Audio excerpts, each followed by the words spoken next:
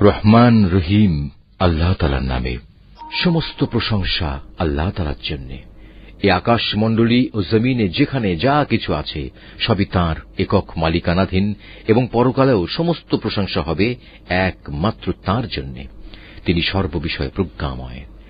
তিনি জানেন যা কিছু জমিনের ভেতরে প্রবেশ করে, আবার যা কিছু তা থেকে উদ্গত হয়, যা কিছু আসমান থেকে বর্ষিত হয় এবং যা কিছু তাতে উত্থিত হয়। এর প্রতিটি বিষয় সম্পর্কেই তিনি পরিজ্ঞাত আছেন।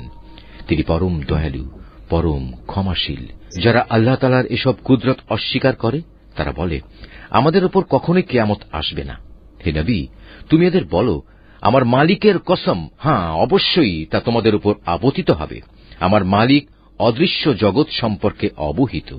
এই আকাশমণ্ডলী ও জমিনের অণু পরমাণু তার চাইতেও ক্ষুদ্র কিংবা বড়, এর কোনো কিছুই তার জ্ঞান সীমার অগোচরে নয়।